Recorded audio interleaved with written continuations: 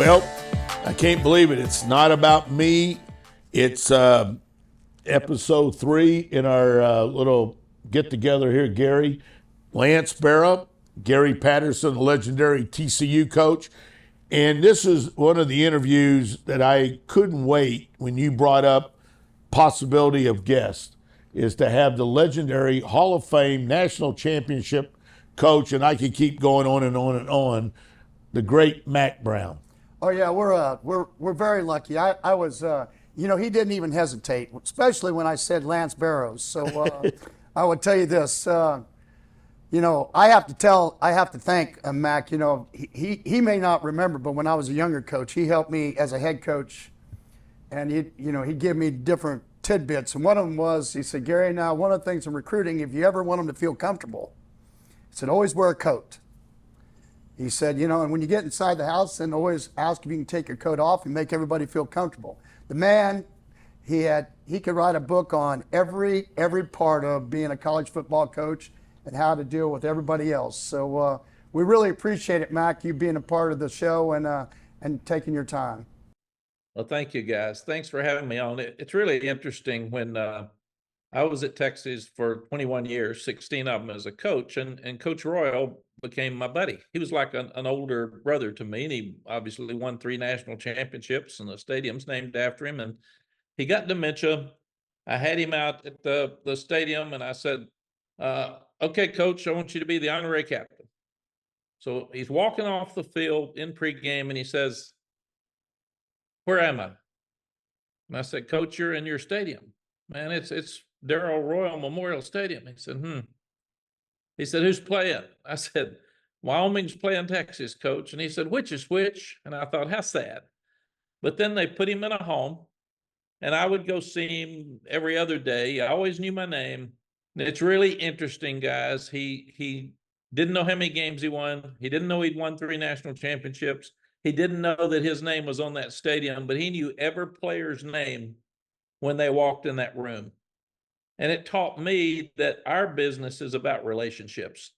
And that's what we get out of this. When they bury us, and if we had 2 weeks left, what would we do? We'd go talk to our friends and our family. And that's what you do, and that's what you guys are to me. I look up to both of you so much, and you've done this right, and you've done it at the highest level of sports, and that's what makes it fun. The relationships that Sally and I have because of 36 years of being a head coach is what's made this all so special. Well, you know what? I always was impressed with you, Coach. We met in the mid-'90s when you were at North Carolina. When you came to the Sun Bowl, I was being with CBS, Jim Nance. We were doing the Sun Bowl, and from that day forward, every time I ran into Coach, he always remembered who I was. And, a lot of times, dealt with a lot of coaches over the years. You could go in every 2 weeks and they wouldn't remember who you were because you were just bothering them. He always knew who I was. He always knew what I was doing at CBS. And I was always impressed and always felt a real honor and a blessing that Coach Brown knew that. And that's the reason he was so successful, in my opinion, not only as a coach, but as just a great human being. Lance, my granddad, was the love of my life. And that's why we've got 6 grandkids. I want to be him to them because he was I wanted to spend the night with him. I wanted to go fishing with him. My dad wouldn't let me hunt because he got shot while he was hunting. But I could walk with granddad and watch him hunt, which I don't know that that's a lot of fun. But granddad always said people's names are really important to them. So one gift you can give them is to care enough about them that you remember their names. And that's been really, really important to me my whole life. And when even if you mess it up, if I say Barry instead of Gary, then he's gonna say, no, it's Gary. And I say, yeah, I'm sorry, yes. But then I'm gonna have it. I'm gonna use it during the conversation because I just feel like that's something that our families gave us. Nobody else has it. It's really important to us, and people should recognize that. Well, going with that, and I want to come back to this question I have, but going with that, I heard recently an interview by Carol Burnett, who's 91. and she was going back to Broadway. And they said, with all the things you've done, what do you want to be remembered? And it made me think about it, Coach, when you were saying what you're saying, because you and Gary have always treated me this way. She said, people will forget what you said to them, people will forget what you did for them, but people will never forget how you made them feel. And I thought that was a great talk and a great soundbite, because people do remember how you made them feel. You always made me feel great. Gary has always made me feel great. And, I'm just honored to be able to even have you guys act like you even know my name. So I appreciate that. But the question, it made me think about it when you talked about your grandfather. You and I grew up in the Church of Christ. You grew up in Tennessee, which Church of Christ is very strong. I grew up here in Fort Worth in the Church of Christ, went to Abilene Christian, played athletics. And so we have that background. How did that kind of growing up in the church and your faith lead you down your road to the success that you were, not only as a coach, but as a father, a husband, a friend, and on and on and on? Well, Lance, we were so lucky. I had a tough dad, but a dad that loved us. He didn't tell us, but we knew he did. But we were going to have to do everything right. And we were in church every Sunday morning. We were in church every Sunday night. We were in church every Wednesday night. We had to sing in the choir. So I love singing, still sing gospel songs as often as I get a chance. And you couldn't dance. So when I dance after games and it's awful, it's god awful, I always use the church as the reason that I couldn't dance. In fact, after the South Carolina game, ESPN had it on, and I told the players, I said, we were all telling our story, because we were just gotten there, and I didn't think the team was connecting with the coaches. So I said, everybody tell their story. So this is my dad, my mom. Here's what happened. Here are the positive things in my life. Here are the negative things in my life. And it was really sad. I mean, a lot of tough family situations. So I said, let's lighten it up. Let's have a dance contest. So we had a dance contest. 3 guys had to dance, and the players voted on it every time. So I do my story at the end. And I'm walking off, and they said, no, you got to dance. And I said, I don't dance. I'm Church of Christ. And they said, no. You said everybody is going to dance. And trust, Coach, you're not going to lie to us, so you're going to dance. I said, okay. It was 3 weeks before we played South Carolina. I said, I'll make a deal with you, because I knew we weren't going to beat South Carolina. They just won 2 games a year before, and South Carolina was real good. So I said, you beat South Carolina, I'll dance in the locker room. That's my deal. I promise you. So I walked out of there and didn't think about it. We beat South Carolina. I'm walking off the field. Wife Sally comes up and says, you got to dance. And I said, no, that's 3 weeks ago. They've forgotten that. So I walk in the locker room. ESPN's got the cameras, and they're going, dance, dance, dance. Well, I had a knee replacement, not to make excuses. I had a knee replacement in June. There was no music, and it was really ugly, but I didn't care. So we're walking out, Lance, and Sally says, that was really embarrassing. Well, I don't care. That's just it. But I think the church goes back to my granddad again. He said, one thing you need to remember, son, is always do what you know is the right thing to do. And I've tried to do that my whole life, even if it wasn't popular. So when you ask about how you want to be remembered, coaches have a purpose that's very, very powerful, because of the number of lives that you can enhance or change or maybe save.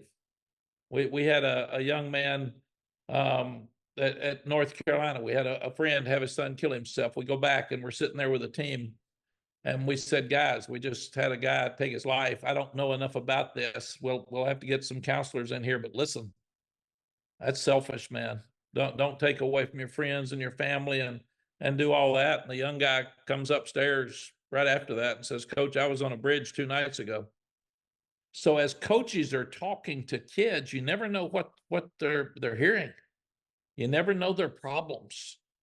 And everybody wants this kid, yell at him, man, bench him. Well, maybe he's got an anxiety issue. Maybe he just lost his mom.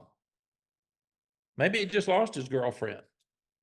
Maybe he just got her pregnant. I mean, there's so many things going on. That's the value of a coach. What can that coach do to change or save lives? And that's a powerful, powerful thing. And for all those young coaches out there, because Gary and I are in the fourth quarter, all those young coaches out there need to understand, man, you better be careful what you're telling them, because we've got so many guys coming in and out. We're not talking about graduation rates, and we lost a player here in 2001 that Gary would remember. Cole Pittman had a truck accident and he died, and it was the first player. We lost a player last year to cancer. And a group of about 15 players, and I met Saturday in honor of Cole Pittman, who we lost, and they were his teammates, and they're going to do a movie about him. His dad, Mark's already done a book. And I thought, Gary and Lance, those guys are so close.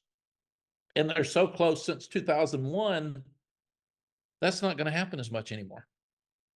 Because when you've got 38 transfers coming in every year, you're not going to have a group that signed and comes in together as often, and they're the best man in each other's wedding, and they're best friends, and they keep up with each other. And I hate that for college football, because it's just not going to be the same as Gary and I were raised. You know, speaking of that, you now that you've gone through what you've had to gone through the last 2 or 3 years with the NIL and the portal and everything, is you think there's some suggestions out there that need to happen that I know that, you know, you and I both have opinions on all that kind of stuff, but I'd rather hear yours, having been out of it, watching from the outside in, and then knowing that you had to live it every day. So not necessarily, you know, one way or the other, not, and you don't have to answer it, but I thought at least, find out. I mean, people, they need to hear somebody that really has a lot of experience talking about that kind of thing. Yeah, Gary, it's real. I've been doing this 50 years, and there have been more changes in my last 4, adding COVID to this stuff. COVID was an unbelievable experience for all of us. And then you make decisions about players getting money or student athletes getting money. And I think that's fair. We've all thought that. You and I got $15 a month for laundry money, and we were excited about it every month when we got it.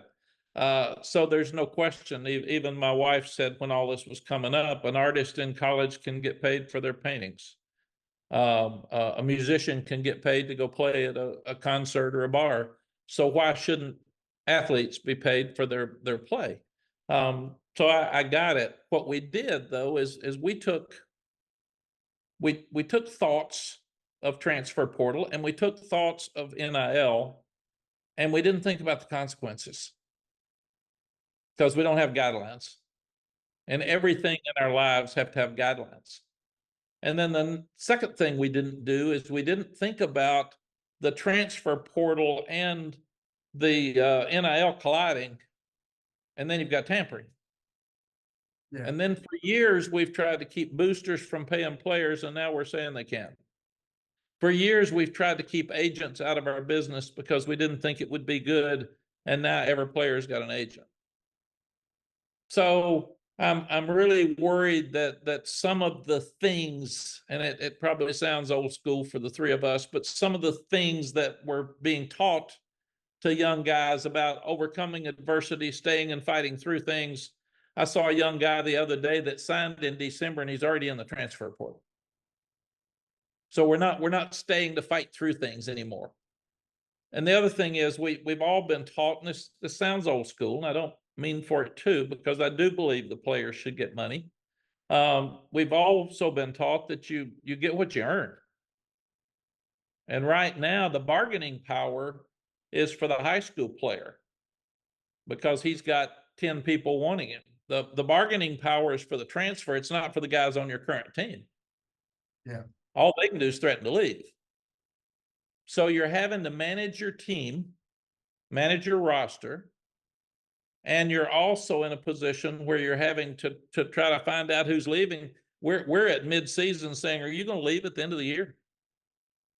Do you think you're going to leave? You're going to play in the bowl, or you're not playing the bowl? You're going to go to the playoffs if we play? And then the young Penn State backup quarterback, he sees the starters coming back, so he goes in the portal during their playoff run. And nobody thought we would see that happen. So Are there some good things? Yes. We might as well quit calling them student athletes, because we're not talking about graduation rates anymore, and we're not talking about academics. Usually now when a family comes in, and we signed 26 kids 2 years ago, guys, and we didn't pay them a penny, not one penny, because we didn't have any money. So we had to get the guy that was over a 3.0. We had to get the family that had some money, because they were going to have to turn down money to do it. And what we've done now is we've given the advantage to the team that is committed enough to get $20 million in that collective. And then you still have to do a great job of evaluating and developing, because you still got to get the right guys. And then this is another thing that the guy, we had 3 NFL guys on our staff this year that had been in the NFL. And I said, talk to us about what's going to happen with salary caps, because revenue sharing is coming in August. And they said, well, you may have a situation where your left tackle, you're going to have to pay him so much to keep him, and your right guard and your right tackle are good. They're not as good as he is, but if you keep him, you're not going to have enough money to pay them. So coaches are going to have to actively decide the value of the player in that safety room, in that corner room. And then they're going to have to pay them accordingly. And I think what's going to happen, Gary, is we've got to get collective bargaining. We've got to get an NFL model, because we're headed that way with playoffs. We're headed that way with everything we're doing. But we can't just keep being like professional baseball and not having a cap. Well, yeah, you need a players' kids union. making $10 million. Yeah, the players' union is the one that has the restrictions at the, at the professional level.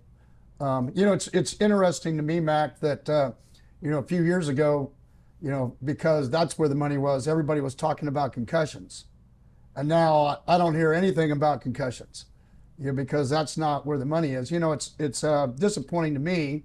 Not that you wouldn't want people to be able to make a living, but when I'm hearing, I think I was reading and I was watching a talk the other day about, in the NFL, they get 2 or 3%, and right now the agents in college are 15 to 20% before. Maybe they're taking it out of the kids' money. I mean, there has to be something. You can't get a kid to visit unless you pay the agent first. I mean, all those kind of things. And again, I'm talking from the outside in, but for me, it's sad for me, because like I was saying earlier, I think what you talked about, graduation rates, teaching kids so they can, when they leave, that's what everybody always talked about sports. And even the kids, you had a lot of kids that came through both North Carolina and Texas. And we had over 800. And one of the things that comes back as they get older is they talk about, well, I wasn't overly that happy with you when I left, because you were telling me things I didn't want to hear, but now as I mature, I'm finding out what you were trying to tell me is what's helping me. I have even had a couple say, if you wouldn't have been the way you were, I'd probably be in jail. And so, I mean, I applaud you for everything that you did through all this, and having sat on all those meetings, all those boards with you, and the things that you said, that was, we always talked about, you had to take your college hat off, and we had to, in those meetings, we had to do what was best for college football. And I think somewhere along the line, whether it's the presidents or the ADs, powers to be, we're going to have to back up and say, hey, we all are going to have to take our hats off, and we're going to have to back up here and do what's best for college football. I mean, wouldn't you agree? Gary, I completely agree. The other thing we've got to do is there's 2 very valuable pieces to this, and I'm afraid we're missing it some right now. The most valuable piece, in my estimation, are the players. We've got to make sure we take care of them. I'm loving these playoffs. That's a lot of football for these guys. They miss Christmas, they miss New Year's, they end up having finals on one end of the playoffs, and they're starting a semester on the second end of the playoffs. So do we need to limit some of the in-season games and shorten the season, move this back a little bit? These guys are going to be playing on January 20th. We won the national championship on January 4th. So it's 16 days later. So we got to take care of the players. And we got to take care of their academics, but we also have to take care of their mental health. And after you transfer once, I think there's a 68% chance you graduate. And now these guys, some of them are transferring 4 or 5 times. So we need to get stats on that to make sure that we're managing it. Secondly, we got to take care of our fans and parents. How much can they travel? How much money do they have to go to all these games now? And you're saying, well, I'm going to wait till next week. I'm going to go to the national championship game. I'm not going to go to this one. And then your team gets beat. So we've really got to look at those two factions in my estimation, because the mental health piece is really important. We're putting so much pressure on families with all of the different decisions that you and I didn't have to make. Yeah. And Lance didn't have to make. We had our scholarship. We were going to do what we're supposed to do. And our parents were going to tell us, if I got whipped at school by the principal, I got whipped when I got home for whatever I did at school. My dad didn't ask me what I did. Yeah. He just got a call and he smacked me and said, shut up, boy, and wake up, do this right. So it is harder to coach them now. But I do worry about their mental health. And I worry that administrators right now are looking so much at money, and we have to get to that playoff. And coaches are making more money than ever before. I can't even imagine. But they're also coaching now a lot longer. You know what? I've said since 14 when they started the playoffs that I felt like that, you know, instead of having championship games, that should be maybe the first round, you know, and then when they play now on the 20th or 21st, then the second round, then New Year's, and then you're not taking them all the way through January. I don't think they understand what the kids have to go through. Class, everybody started back into school. I mean, it's putting them at a disadvantage. No doubt about that. And Gary, we've got to get the transfer portal in line with the playoffs. Because you got guys right now that are planning on transferring, that are playing in the playoffs, and they've got to wait till 5 days after their last game. The portal's still open, but school's already started. So you can't get in school somewhere else. We've really got to look at I'd like to see us with one portal, and I'd like to see it where it doesn't interfere with the playoffs and the bowl games. Bowl games have gotten tougher. We had 4 or 5 opt-outs every year we played in the bowl game, and it was very, very difficult. Well, yeah, and you know, Marshall had it where coach left, and then all the kids, and they couldn't even they had to decline their bowl bid, and so yeah, it's, you know, as always, it always seems to go from one end of the spectrum to the other. Now we got to find a way to come back through it, and that's why Mack Browns of the world cannot just totally retire. You got to answer your phone and help people through the process. That's why we wanted to have this podcast, so we knew what was going on with Mack Brown and go clear back to talking about your granddad and the family history of coaching, everything that happened there. You know, that's one thing most people don't know, that I coached at Tennessee Tech, Cookeville, so that's one thing you and I also have in common. We both came through Cookeville. I didn't stay there as long, so.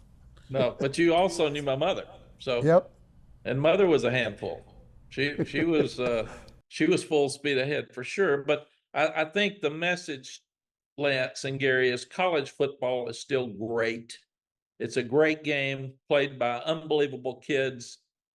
Coaches are working themselves to death to try to make all this work.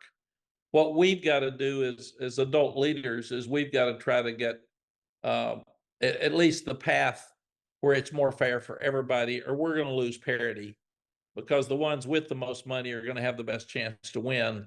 And that's not the way the NFL's set up. And it's not the way college football has been. It's never been all fair with academics and the money, but at least everybody's had some chance. And right now, we're not seeing that. You know, Coach, I wanted to ask you, going what you're talking about, coaches are working themselves to death. This past week at the Cotton Bowl, they asked me to speak to a bunch of interns from Texas A&M, and about 30 of them, and you know, which was an interesting question. The first question to me was, how do you keep from being burnt out? But in this day and age, I'm sitting with 2 Hall of Fame coaches, one in person and one at your house. in Mack Brown. If I was a young coach and I came to you and I said, I want to be you one day, what would you tell me? Well, that's a great question. Number one, I would tell you that you've got to love people, or don't get in this game. It's about relationships, and if it's not about relationships and loving this wonderful game, I started playing when I was in the fourth grade. So part of my life since the fourth grade, I was playing tackle football. Yep. I have been involved as a player or coach until this day in this wonderful sport. And I've had 8 knee operations and 2 of them knee replacements. And if people ask me if I'd play again, absolutely. I can't run. My golf's not as good, but the life's lessons that I've learned is unbelievable. So I would say that number one. I would say number two, what my granddad told me, always do what you know is the right thing to do. People are starting to ask me, can you be honest and win anymore? And I said, I'm not sure what honest means right now. We don't have a set group of guidelines and rules. So we as adult leaders have to get back and make it where the guys that are going by the rules have some rules and they're very clear and we know what they are. And then the third thing I would say is everybody, I used to really get mad, and Gary, I don't know how you, when somebody tell me how hard they worked, that's your job. If you're telling me how hard you work, you're probably not working very hard. You're trying to justify not working hard. So a guy'd say, Coach, I'm working really hard. I said, I hope. That's what I'm paying you for. God, I never thought about you coming in saying, I'm not working very hard. But you got to work smart. And that's one thing that as I got older, I got smarter.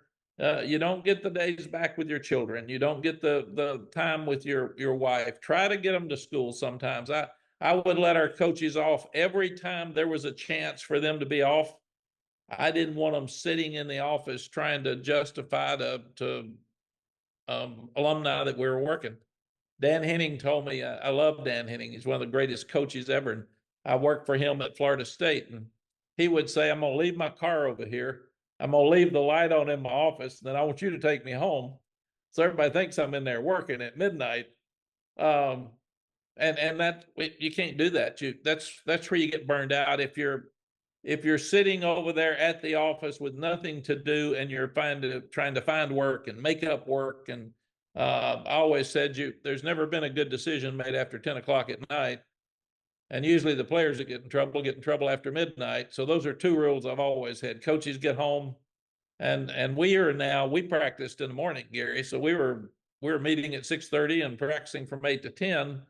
So if you're not careful, the coaches go home at midnight. They're back up there at 5:30, and they are burned out. So that's the responsibility of the head coach too, is to make sure that you work smart, that you just don't stay over there because you feel like you need to prove to everybody that you're working hard. That's a question I wanted to ask you also, and then we'll get back to maybe other things. But you were a head coach for many years, and then you left Texas, and then you went on the dark side, as I'd say. You went into TV, and then you came back to head coaching at North Carolina. I was fortunate to work with Dick Vermeil after he left Philadelphia and then went back to St. Louis and Kansas City. Jim Mora, Sr., who came in our business and went back to coaching. Other coaches, and they always say, if I knew what I knew when I was coaching first, what I know now as I'm back in coaching, doing TV or radio, I would have been different. How did you find it when you went back to being a head coach? What did you learn being a part on the other side of the table, asking the questions? What did you learn that helped you as a head coach, dealing with the media, dealing with TV, dealing with all the stuff that you have to deal with? Yeah, Lance, I agree with Coach Vermeil and Coach Morrow 100%. Is I learned that the media has a job to do that's very difficult. They've got to tell a story, and they've got to find things that the normal person doesn't have. So they're not after you. They don't get up every morning and say, I'm going to get Brown. That's not their deal. I got to tell a story. And I got to do that to keep my job because there's a tremendous amount of pressure on the media. And even since Twitter and social media, you have to be careful that you're right and not just first. Because I learned that as the press conference started, some people are tweeting, and that wasn't even the direction that the press conference was going. He said, "Oh my God, I messed that up." Yeah, well, you did. Be patient and do that. The other thing I learned, Lance, which was really healthy for me, is I learned that relationships are relationships. They say Gary and I are too old to relate to kids. That's not true. Kids are kids. They all want to be successful. They all want to be smart. They want to have good jobs when they get out. So that hadn't changed. The difference in the older coaches, the experienced coaches, because if your mind's good and you have energy, you've got experiences that the young guys don't have. But you've got to have that energy. I mean, that's a huge part of it. The other thing I learned is I'm never going to hire anybody I don't like and respect. Because if you hire somebody because it looks good and you don't like them, you're going to be miserable. They're going to be miserable, and it's not going to work. And I wanted people who wanted to be there. Paul Dietzel told me many years ago, don't ever convince an assistant coach to stay if he wants to leave, because he'll be miserable, and there'll be some point he or his wife will say, "Oh, well, I should have gone." If he wants to leave, tell him to go, and you can find you another good one, and keep that list to do that. So I wanted people who wanted to be there. I wanted people that I enjoyed being around. I wanted happy people. They're miserable people beat you down, man. I mean, life's hard enough without walking up somebody being miserable every day. I had one that I was working with in the past, and I won't use his name, and I brought him in after about a year, and I said, "You know what? Either you're going to get happy or I'm going to fire you, because you make me miserable. Every time I see you, there's something wrong, and you're talking about all the bad things in the world. My God, man, help me. Help me. So get happy." So the next time I saw him, he said, "Hey, coach, how are you doing? Great to see you. Boy, I'm happy."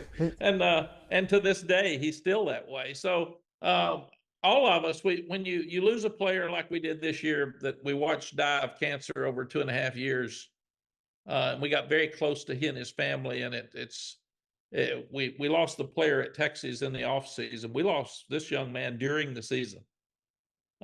They called Sally at the end of the first quarter and said he'd passed away in a game about mid-season that we lost on the last play of the game. So you're walking off the field, and Sally says, "Hey, come here. Listen, Tylee just passed away. Mom wants you to tell the team. Then she wants you to tell the media. And then we need to go see the family." So when you're talking about coaching responsibilities with experience, mental health of those players, we knew it was probably coming, so we had emailed all the families and told them, "Be around your sons. This is working. This is happening, and it's not good." But then what you do is you start learning about grief, because all of us are going to have grief at some point in our life. We're all going to lose somebody. And even in studying grief as much as I did with the loss of this young guy, I learned that grief is like a rock. It's really heavy when it first happens, and it never goes away. You've always got it, but the load lightens as you move forward. You don't forget, but the rock becomes a stone, and you keep it in your pocket, and it keeps you there. You also learn that you don't get to control what happens to you in your life. Every one of us can have something happen today that we're not expecting. So we don't control what happens to us, but a lesson you can learn from football and coaching is we are responsible for how we handle it. And the head football coach in Gary's situation, you in TV, my situation, it was our responsibility to make sure that we handled it for everybody else.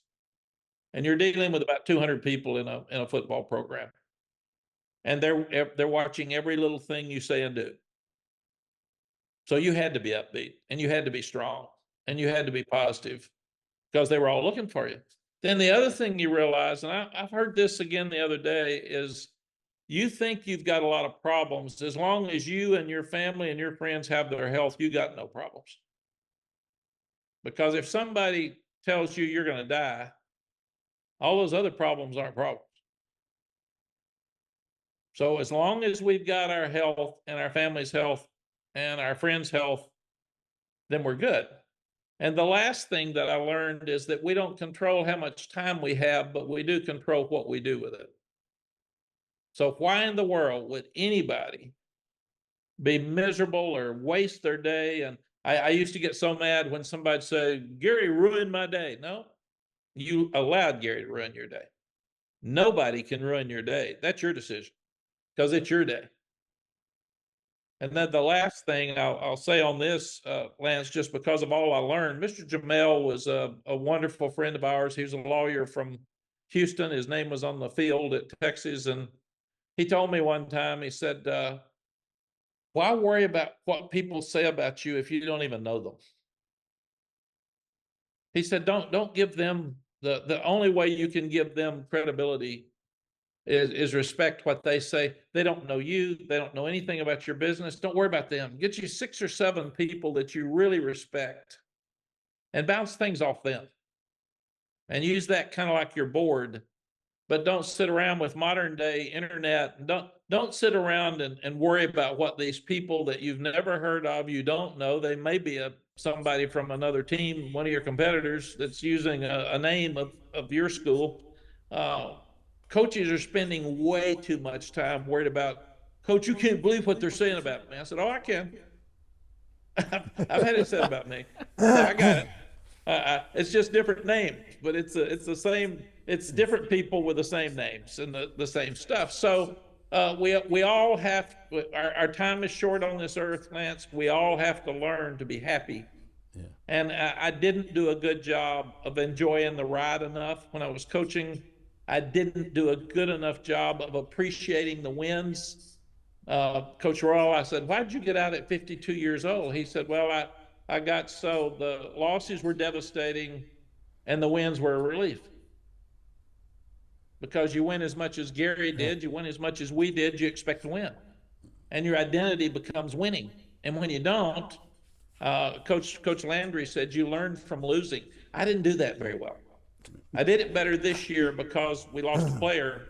And when you got life and you see a child dying, football is really important. But the mental health for that team, those players and his family was a lot more important than the score of a final game. You know, I go with, I always tell these young people that I work with that ask me questions about stuff. I go, same thing. I wish I would have learned early on to enjoy it more, because every day, I said, I produced Super Bowl 50. For 3 years, people would tell me that's a big deal. And I would joke like, no one needs to tell you producing a Super Bowl is a big deal anyway, because it's a big deal. But Super Bowl 50, and I said, I'll tell you how big it was. We did Super Bowl 50. A few months later, we won an Emmy for Super Bowl 50. But I produced Super Bowl 50, and 12 hours later, I'm sitting in a trailer in a parking lot at Pebble Beach trying to figure out where the celebrities were going to play on Saturday during the Pebble Beach Pro-Am. And I said, that's how important Super Bowl 50 was. It was already past, and we're moving on to the next thing. And,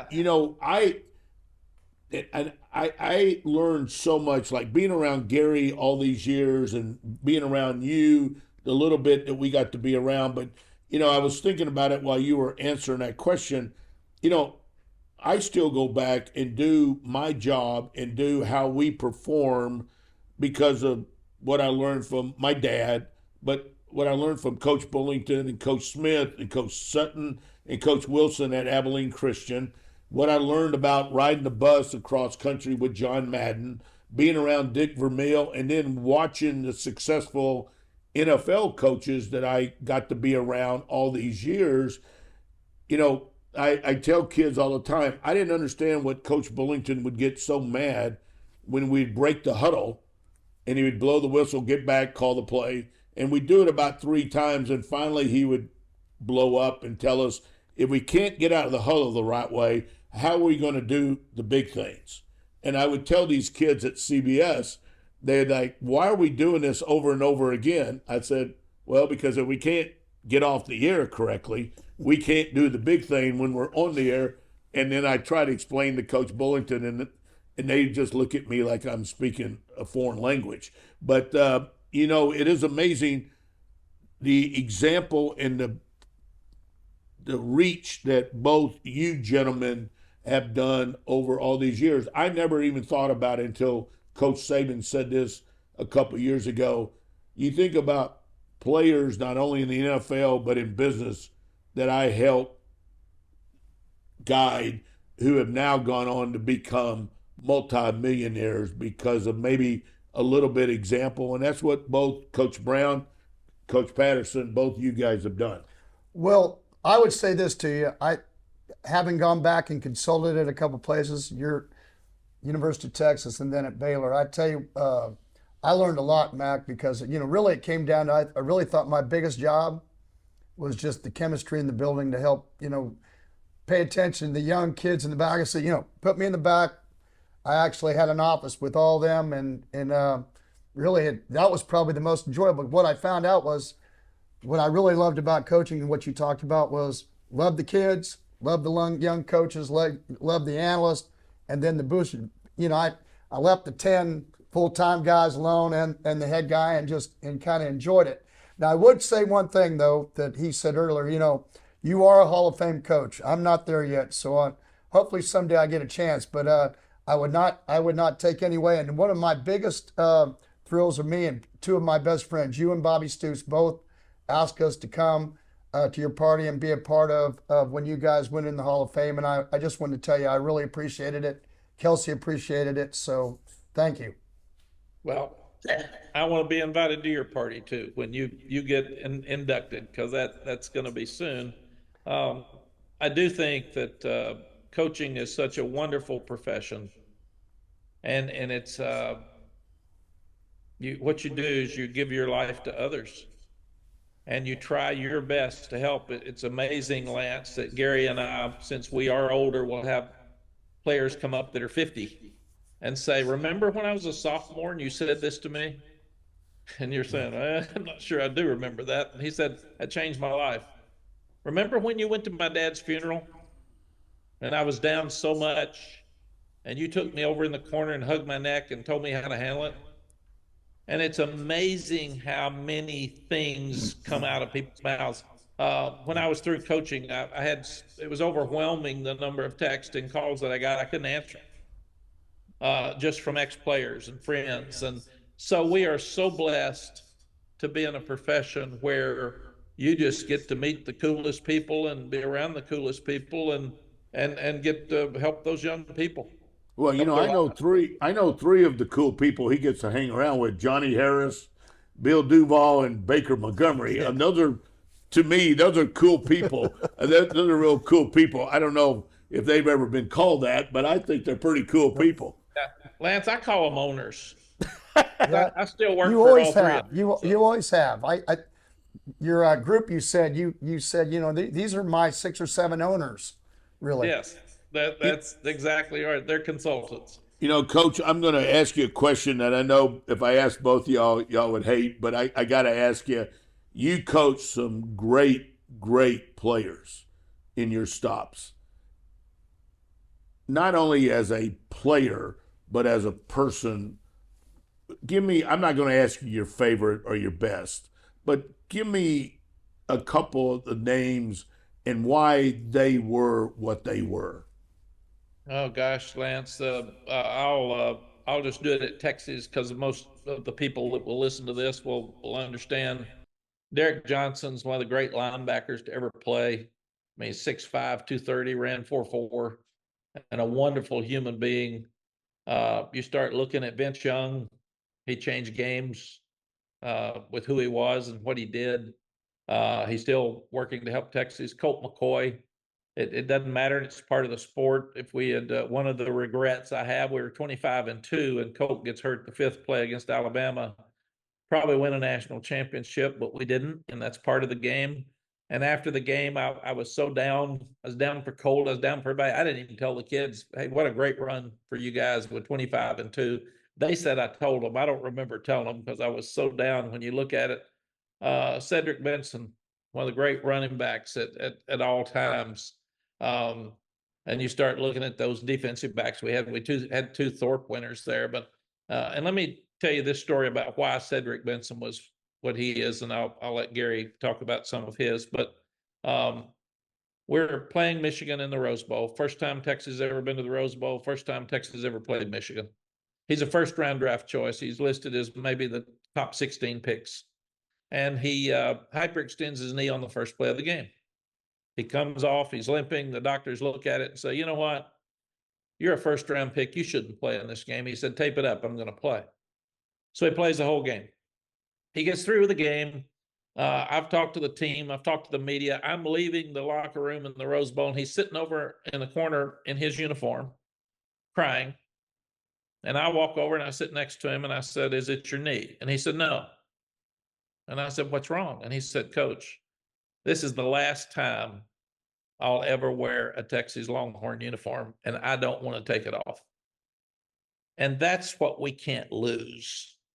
We've got to keep that. We just got to keep that mentality, and because it's a wonderful game, it's hard to play, and you got to be all in to play it. And guys like him work. My last question, and I'll let Gary finish it. My last question, most of your life you've been a coach, and then you were in the TV business, and I know how much that takes of your time. Now you're, I don't want to say retired, but you step back. What are you going to do? What is the one thing that you want to do that you haven't been able to do while you were coaching and other things like that? What is that one thing? Yeah. One thing, Lance, I learned is I'll never use the word retire because it sounds like you're tired and you're old. So I'm going to rewire. That's what I'm going to do for sure. What I want to do is what Gary's been doing, and that's consult for some from programs and teams. And I'd like to help.